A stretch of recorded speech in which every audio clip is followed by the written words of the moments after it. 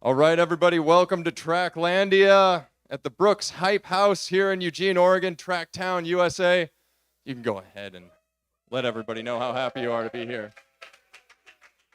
All right, yeah, big thank you to Brooks Running for hosting us. This is a great space here and a lot of good product on the walls. Be sure to go out and try out some shoes out there. But I'm your host, Jeff Merrill, and you are in Tracktown USA. We've got sprint phenom Shawnti Jackson here. Give her, oh, not yet. She'll be up shortly. And then Hanson's Brooks marathoner Zach Panning here as well. And the one and only skipper of the Brooks Beast, Danny Mackey, over there as well. But first, we've got a little update for you. So back when they deconstructed Old Hayward, we did a story on what they were going to do with the Hayward Magic, because everybody wanted to know about that, of course, and how its mystery is only exceeded by its power. So we've got an update here from a Hayward Magic Brooks intern here. Well, Tracklandia intern, too.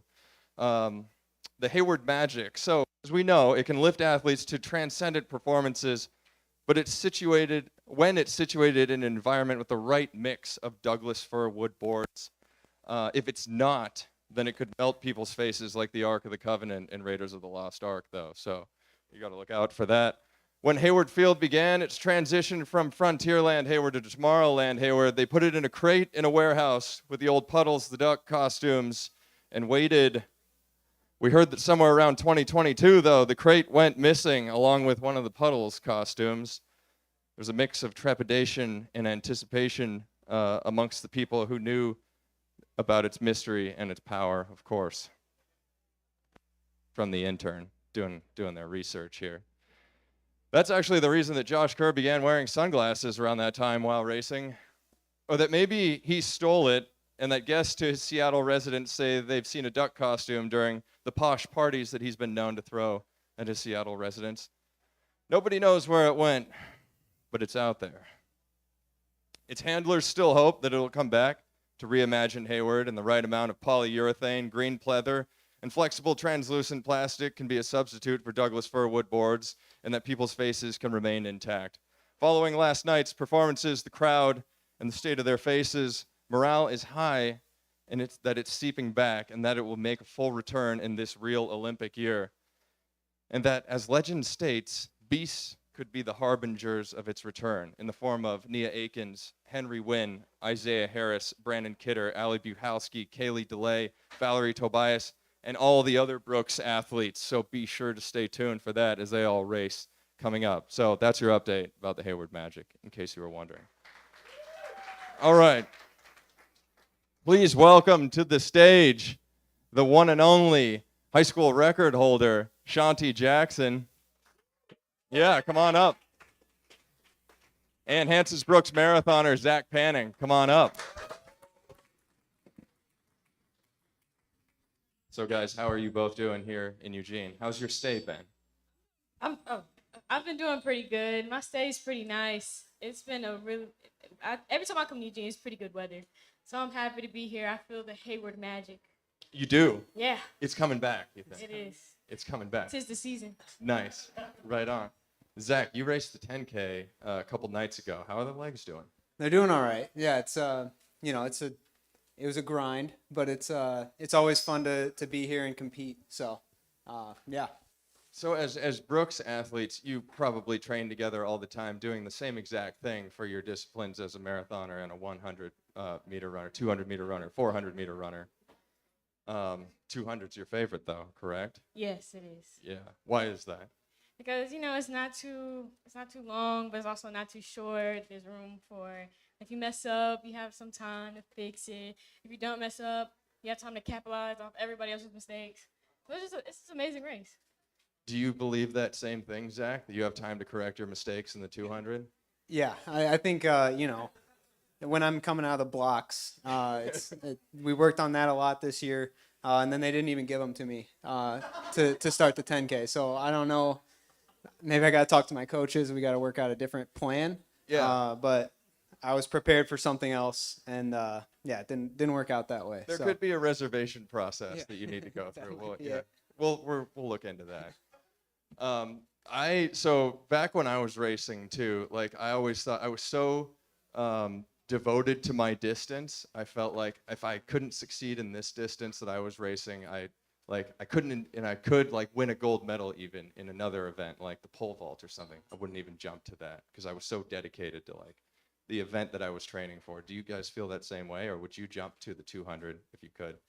Well, I think the beauty of like Shawnti is that athletes that run those events are the athletes, and the athletes that run my events, like the marathon, I think are just really good exercisers. That's what I always say. Like, I just got really good at exercising. I'm out there a long time, and what these guys do is incredible. That's the real athleticism. I'm just I'm just a really good exerciser. So You are very good at, yeah, you're a very good exerciser. I think you're an athlete as well, though. thank you. Yeah, you perform very well. Shawnti, if you suddenly found out that you were great at, say, ultra marathons, would you switch? Um, Probably not. My attention span isn't good enough for those marathons. After a while, I get bored and probably start following a butterfly or something. Find something that catches my attention. Yeah, and I mean, as successful athletes too, there's no reason for you to switch, of course, because you're well on your way to doing great things, and you already have too. 10.89 in the 100 meters as a high schooler, that's ridiculous. Yeah. I mean, yeah, that's it.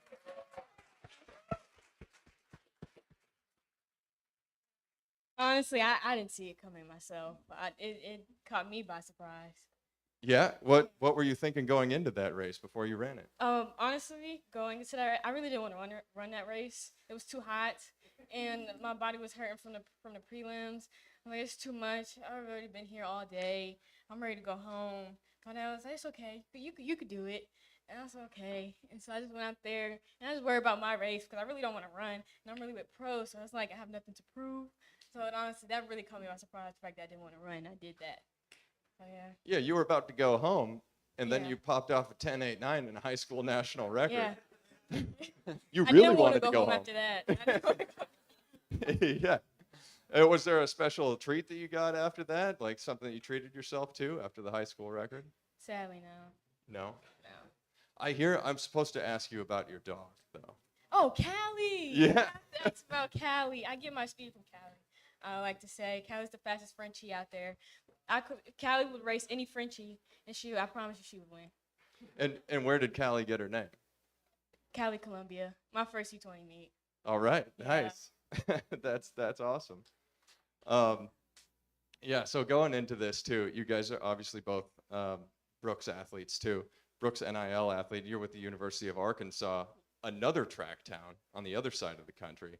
What was that like joining that legacy there as a Razorback? It was a really big switch from always being with my dad, and he coached me all my life, to switching to a whole new coach. So that was like one of the major switches. But I love the atmosphere there. You know, how some teams with the girls, they want to compete.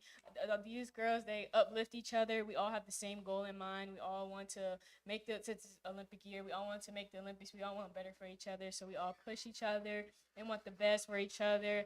If we know sometimes the captains didn't really give good food, so we'll all like pitch in, cater some like healthy food options, or some of the girls know that I can't cook, so they'll cook me some food and like give me some, or like invite me over. So we all help each other, give each other a helping hand. There's no selfishness or cockiness or nothing with all the girls. That's a real team right there. Yeah, it is. That's how we sold. That's how we got, what, 51 national titles? Yeah, and counting. And counting. Yes, and counting. Yeah, there's a lot more to come, I'm sure, especially with you on the team. Yeah. So Zach, you were not a high school phenom, I think. No, not at all. Yeah, you had a different road to greatness. So describe that. You came through Grand Valley State and had a great career there, national champion there.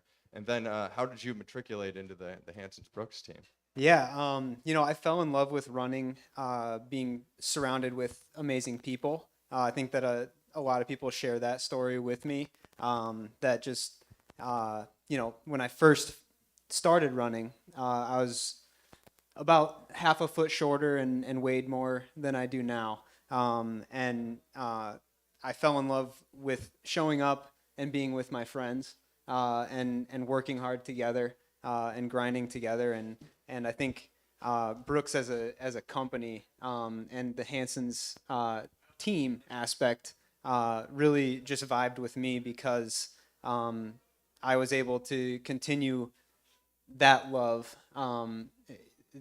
That's my why, is the people that surround me. And so it was an easy decision to be continued to be surrounded with such amazing people that want the best for me, and I want the best for them. So I mean, there's so much power in that. Like what each of you just said is very similar too, in that team aspect that keeps you together.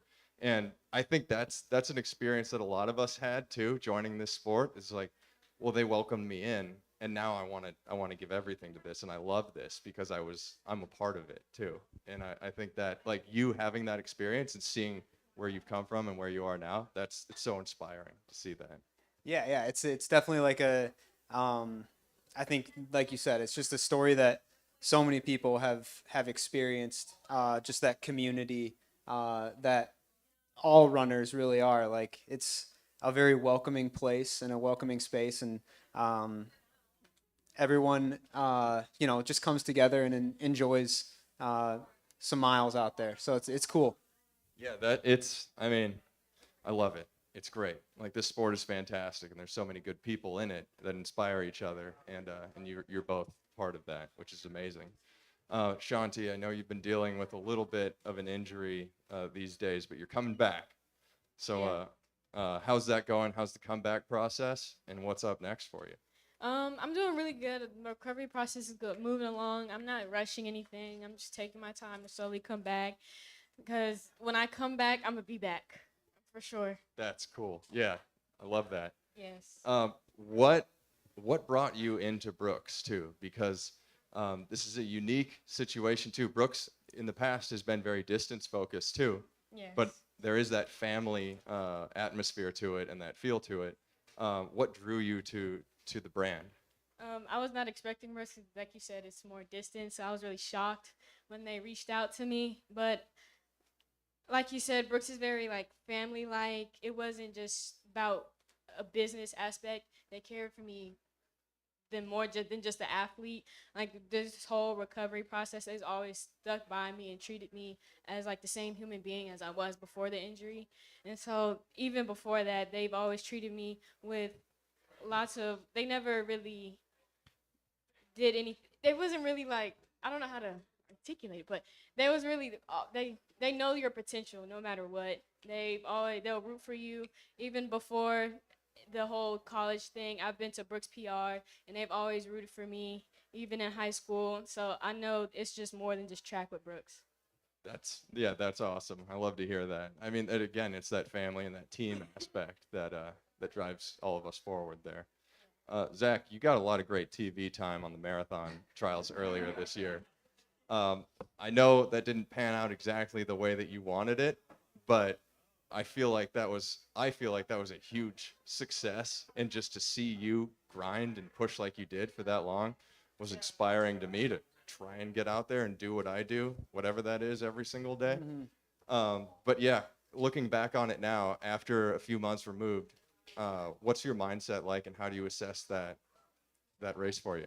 I think hindsight is always 2020. Like I could look back and say, oh, like I was in the top three until 25 miles. If I would have gone a mile later or anything like that, but I think I'm proud of the way that I did it. And we had a race plan, and I stuck to that race plan, and I was ready on the day.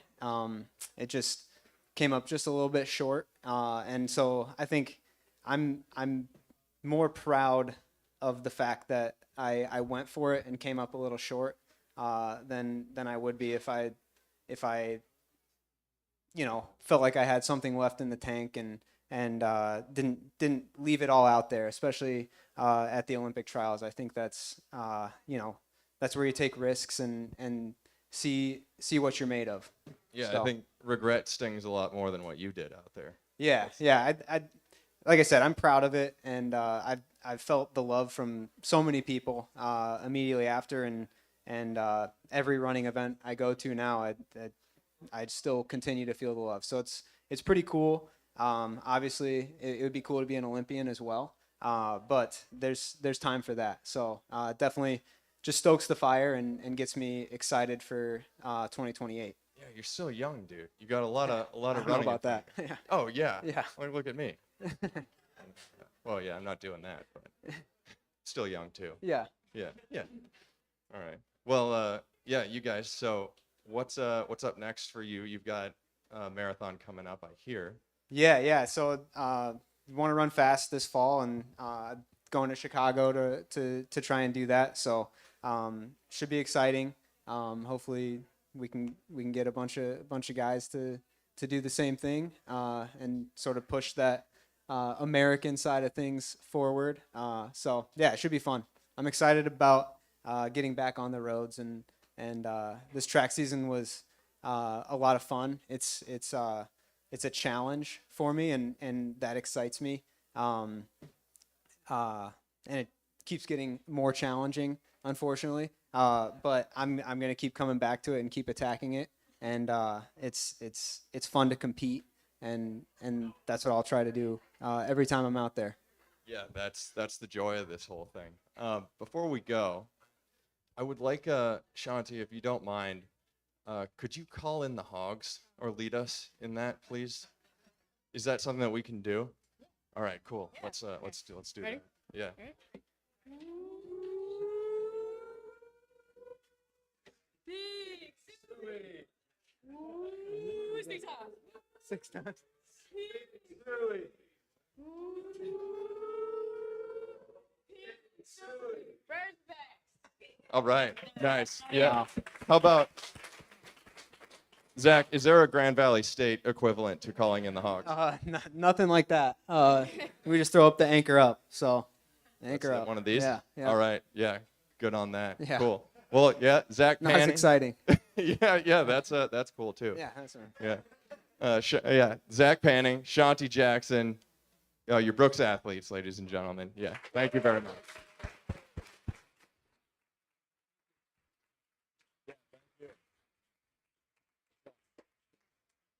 See ya. All right, so next up, we've got one of the founders of the Brooks Beasts and the head coach, Skipper Danny Mackey, coming up here. Let's give him a round of applause, ladies and gentlemen.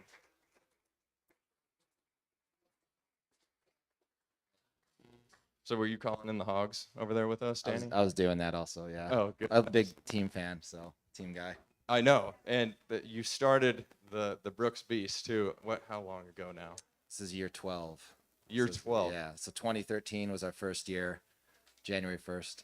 Yes. Well, so we go way back, but we've never spoken on camera or in front of an audience before. So it's quite an honor to do this with you.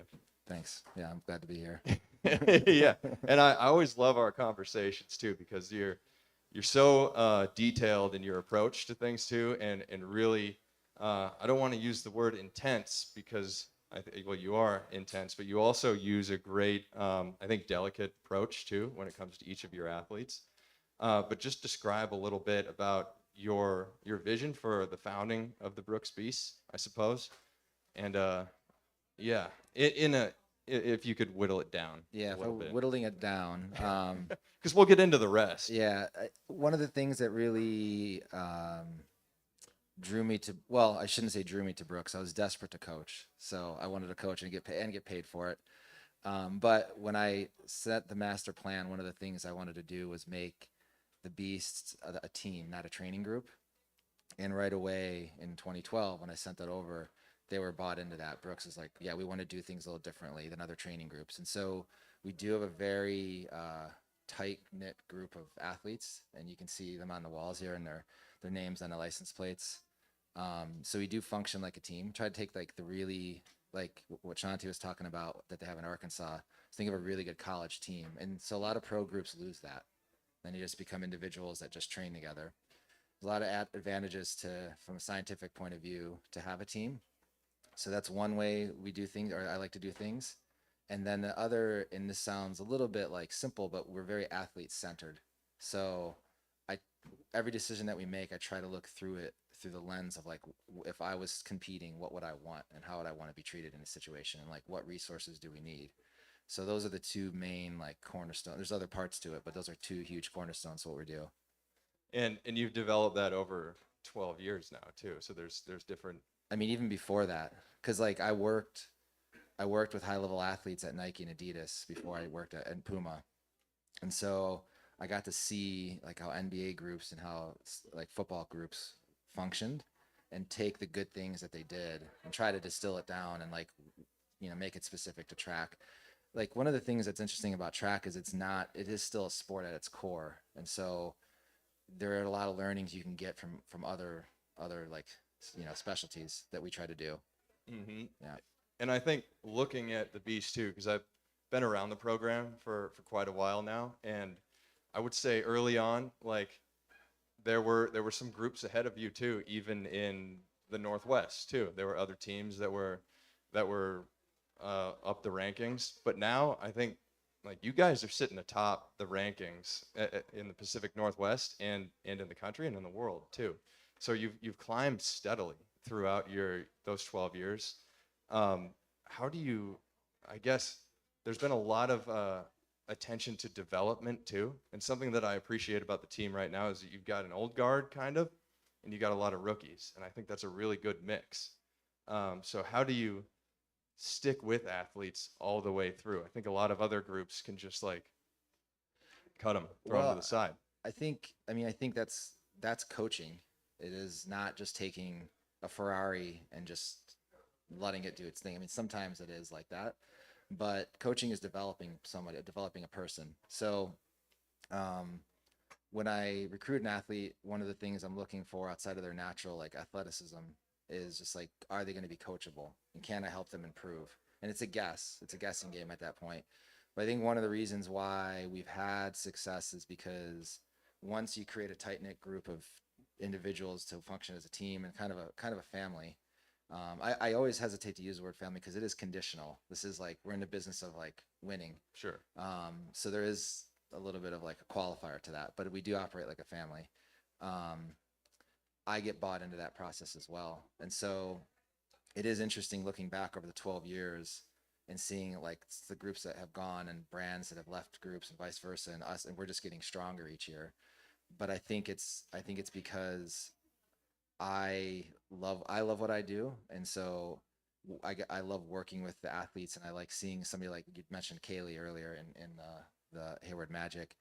She PR'd, she's a rookie. She PR'd by like 35 seconds, and so that's like that's just as important as Josh Kerr winning the Bowerman Mile to me. Mm-hmm. Because it's getting better, and so all everything starts to rise when you do that. And how do you see that affect their teammates as well when they see something? It's massive. So like, somebody like Josh or Nia has a halo effect because a rookie like Kaylee or Valerie or Brandon Miller will come in and see that they've walked the path in front of them and that it works. And so they get motivated and inspired to do the little things. And then the older guard, even though Josh is just 26 and he is 25, they've been around on the team for a while.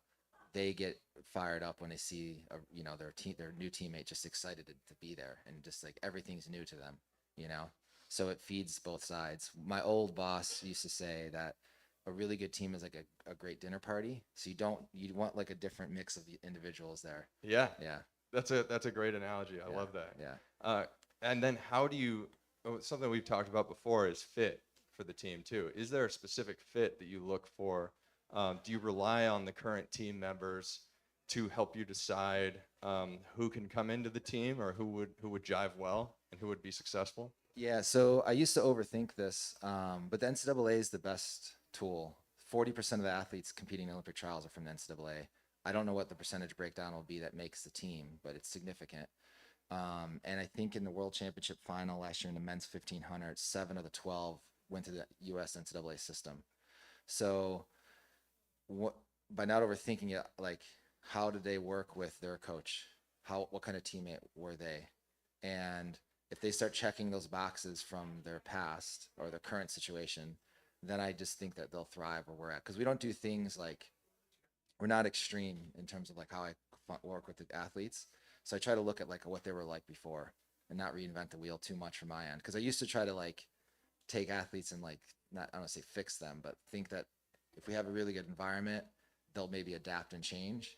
Whereas they need to come in and immediately bring something to the table. And so like, if you look at, like we do an award every other week on the team that they vote for, and the rookies are winning the award this year. And it's because like Val, Kaylee, and Brandon brought something to the group, like as rookies. And so trying to look for that, like, what is the it that they have that they can bring to the table? And so even our new signees, like I can kind of see how they'll make the team a little bit better. That's super cool. I think like that kind of goes along with something that I've heard you say in the past in one of our conversations where you're talking about relating to each athlete because everybody has their own different personality at this dinner party, and that you look for something in yourself that you can kind of identify with in them so that you can personally relate to that person. I guess dive into that a little bit more. Yeah, I mean, I have a daughter, and everybody is like, "Oh, she's gonna run," and I always say, "I'm like, I kind of hope not, because it's really hard." I've done a lot of sports. I think track and field, especially track, is the hardest sport in the world. I think it's just too competitive in some ways. Zach was kind of alluding to it. It's accessible to everybody in the world. I want to say at the 2022 World Championships that were hosted here in Eugene, we had 26 different countries that were represented by medalists, which is like extremely diverse. So it's a very low barrier to entry. So where was I going with that? Because you asked me. Relatability, yeah. So because of what they're doing is so difficult, that there needs to be trust there. And one of the pathways to building trust is you have to have that human connection, and it needs to be really genuine. Like you can't fake it. This is one thing I did right away when I got the job, is I knew that I wouldn't be able to trick an athlete. They're just too smart. And so I try to figure out and think through and really get to know who they are and find some sort of thread that like, okay, I know like what pages are on right here, and I got to meet them on that page.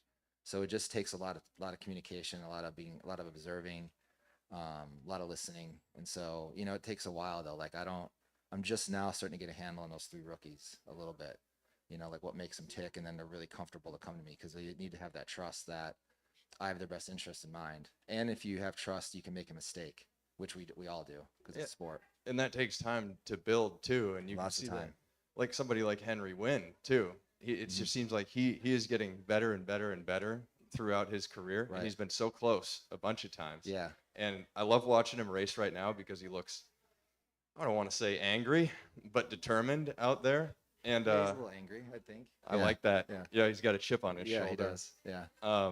He told me that he likes to listen to the Imperial March before he races too. Yeah. I didn't know that actually.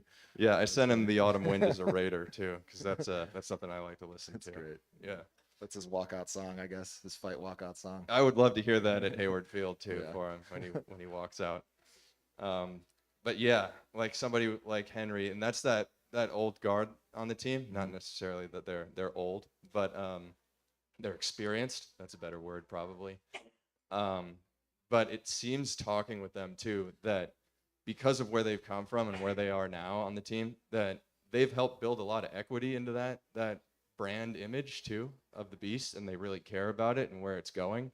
And that's a cool thing to see too when you have that experienced guard kind of helping these rookies along too. Yeah, I mean, one of the signees who we haven't announced yet, I don't want to ruin it in the podcast live and get in trouble, but yeah, don't worry about us. yeah. But Josh and Henry met with him, and that before we did any, like that was part of the recruiting process, because I've been working with Josh for 6 years and Henry's year 7 or 8. So they just have that wealth of experience, and they're almost like stakeholders in the brand and in the team. So what they say is extremely important. Their opinion really matters. And that goes back to like my first point about being athlete centered. Like that's what I would want if I was an athlete. I wouldn't want the brand, like the GM or the sports marketing manager or me just like signing somebody without input from at least some of the team, because they got to work with them every day. Yeah, I guess you hear that all the time in other team sports too, about this athlete-led team versus a coach-led culture. But right. Seems like the more successful ones are the athlete-led ones. Even though that you're a leader as well. I don't want to diminish that. Well, ideally, I read a book about Phil Jackson, who coached the Bulls. 'Cause Yeah. I'm from Chicago. I've heard of him. Yeah. So, one of the things that he wanted to do was be so much in the background that like nobody knew that he was the coach of the. I mean, they were too successful, but that is like a thing that you want to do as a good coach. I think is like, I mean, I'm doing this. You know, I'm in a podcast, but Yeah. Try to be in the background where the team is like the forefront of what's happening. I read a quote from or about Abraham Lincoln. I think that's kind of like that. And he said he led so quietly it was as if he was following. Yeah, Which I thought was pretty that's good. really good. Yeah. I might steal that. I don't know what it means, but sounds good. You're also very good. I know that there's been some outspokenness with, well, definitely some battles with other 1,500-meter runners on the world scene. But you guys are very good with blocking out the noise, too. How do you go about that, I guess? And where do you channel the focus when stuff like that goes on? You know, you're talking about Jakob and Josh, probably. Sure. Yeah, why not? Let's just go with that. It's funny to me because I don't put blinders up on Josh, and he doesn't tell me to like. We just don't talk about it. And I've been asked this question before, not to take away your shine. That was a good question. Oh yeah, fine. But so I've been thinking about it, and I think it's because if I were to be like boastful of the group, it was because we have a really good culture, and they don't look on the other side of the fence that much, and they're just very confident in what they're doing. So I think it's a little natural for us not to be that concerned with the noise. And then there is a little bit of specificity to that, like like me leading in a way. Like I'm a little bit ignorant in the track sport, like, and I set that up about 5 years ago. Like if you look at my social media followings, it's like I don't follow track people, so I don't pay attention. So I'm not coming to practice being like, oh, did you see this? Did you see that? Like I rarely go on some of the websites just so I have an idea what's happening. I watch a lot of races, but I don't like listen to pundits that much. And so I think there's a little bit of that, like as a coach, I don't bring that to the table.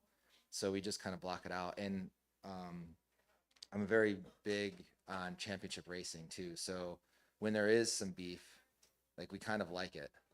Yeah. Is that dependent on personality type, or do you see that across the board? Nice. Yeah. Nice. I mean, that's why like you mentioned Henry. Yeah. You know, there's a natural, like, we're really competitive.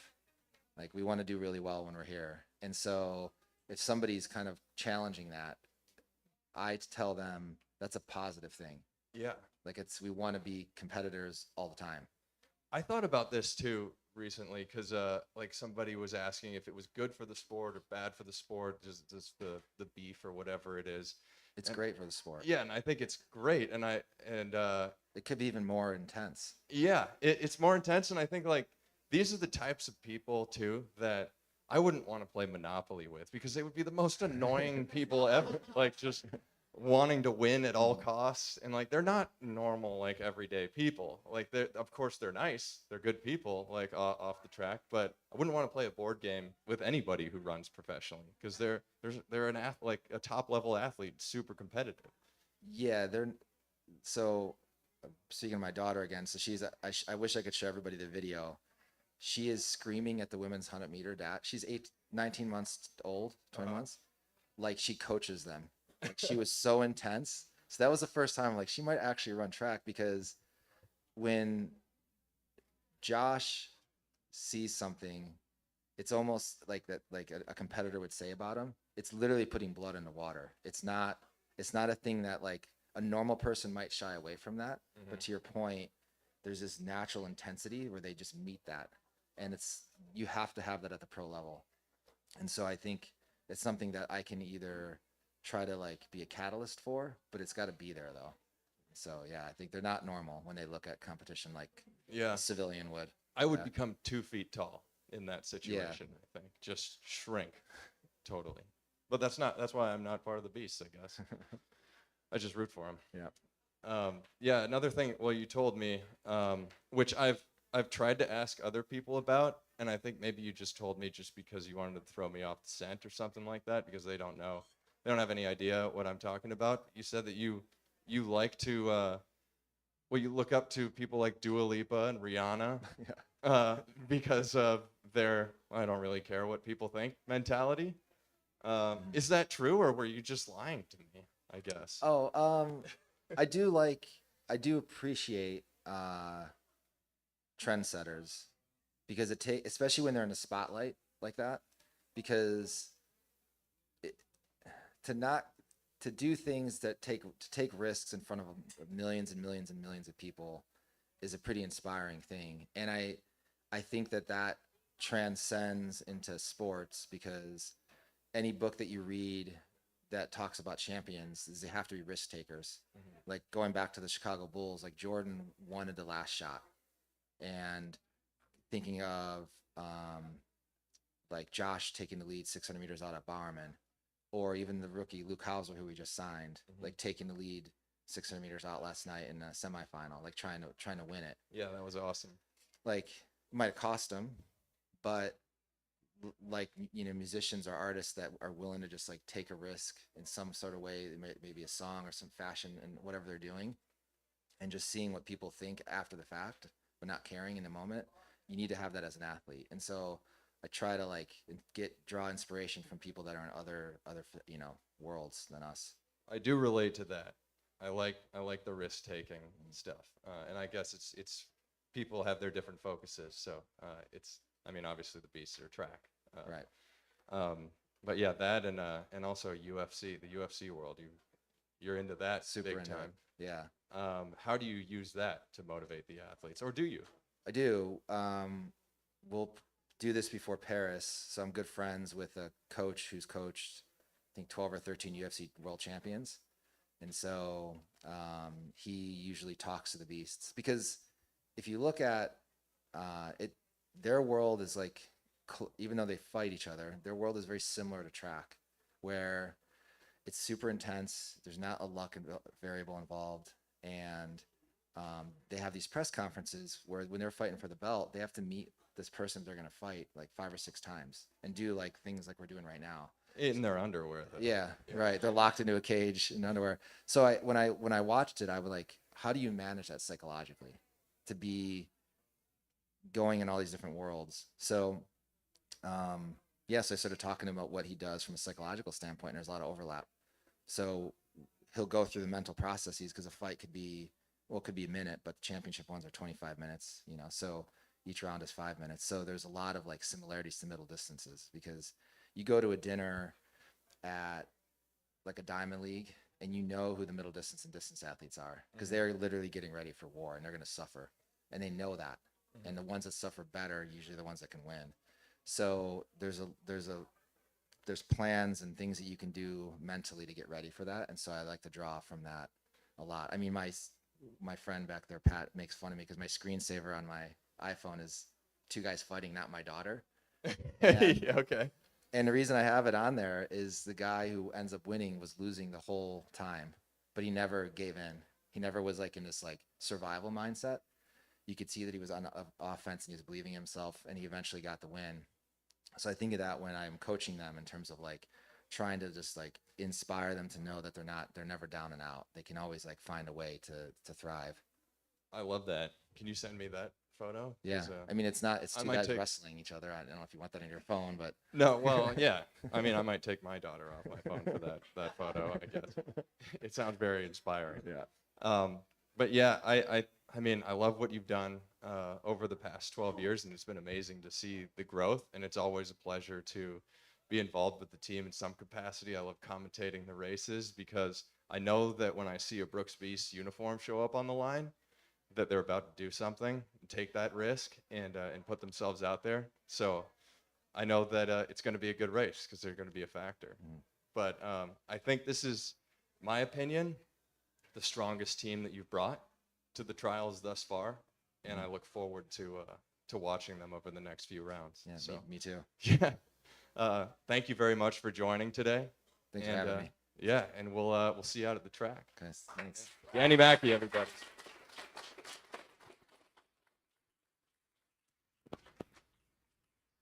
And that does it for our show today, too. Thank you all for tuning in, and thank you to Brooks Running for putting on this amazing hype house here. And the burritos out there are very tasty. From the Tracklandia crew, we'll see you next time.